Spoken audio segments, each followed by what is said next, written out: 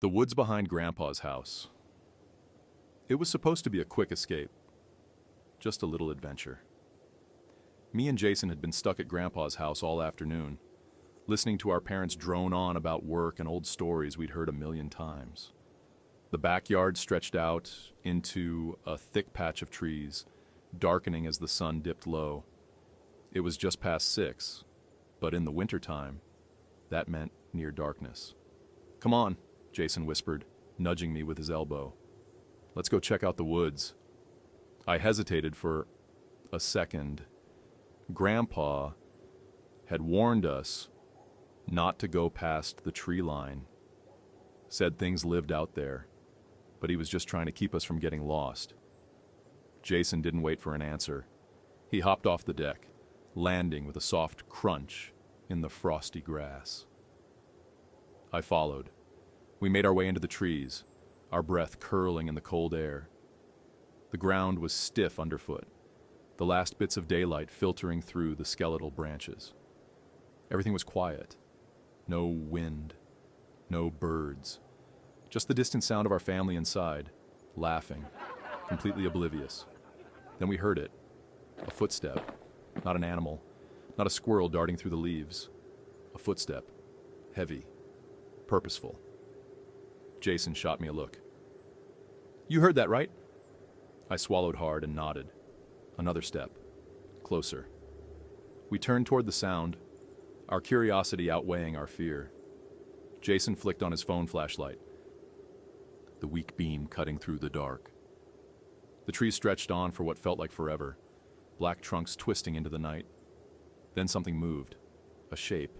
Tall, broad, lurking just beyond the reach of the light. Jason lifted his phone higher. "Hello?" The shape stepped forward.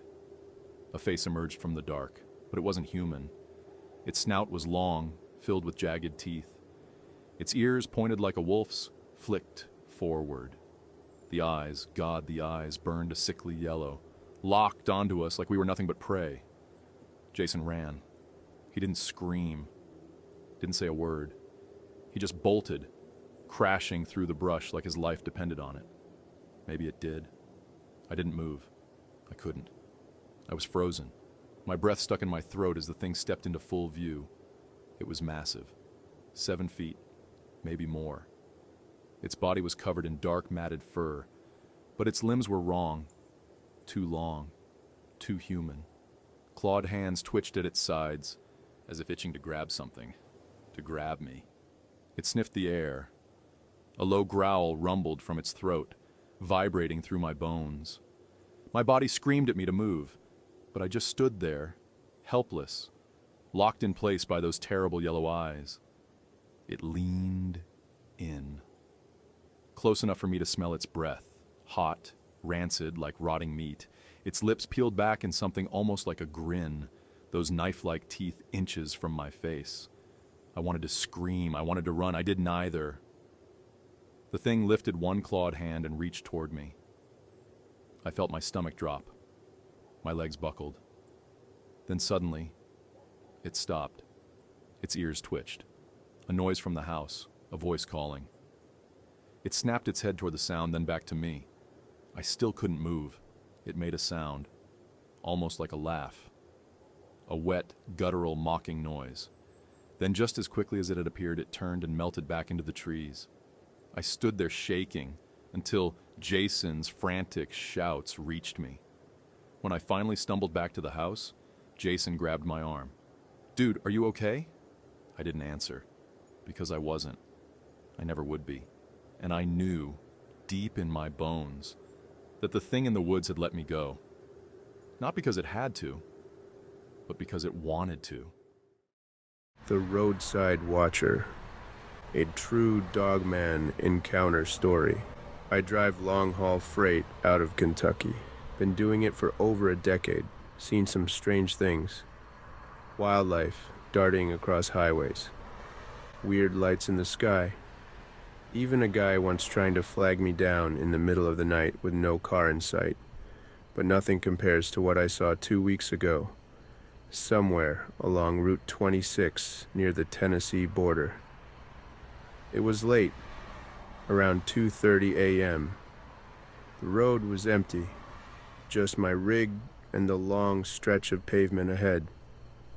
I had stopped at a rest area about an hour back, grabbed a coffee, and was settling in for another few hundred miles. The radio crackled with some distant talk show, but I wasn't really listening. My headlights carved through the darkness, illuminating the road, but everything beyond the beams was just black. Thick trees lining both sides, stretching into the unknown. Then I saw it. At first, I thought it was a deer, a big one, standing just at the edge of the road, partially concealed by the trees. But as I got closer, the shape didn't make sense. It wasn't standing like a deer. It was too tall.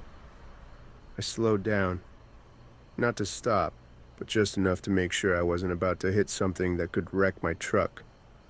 That's when it stepped forward. This thing wasn't a deer. It wasn't even close. It was huge, at least 7 feet tall, maybe more. It had the shape of a man, but wrong. Its arms were too long, fingers tipped with claws that gleamed in my headlights. And its head, it was a damn wolf's head.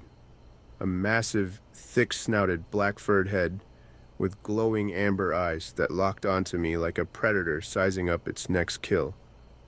I braked. Hard. Instinct kicking in before my brain could. The truck shuddered as I fought to keep control. The thing didn't move. It just watched. My heart was pounding. Every nerve in my body was screaming to floor it and get the hell out of there.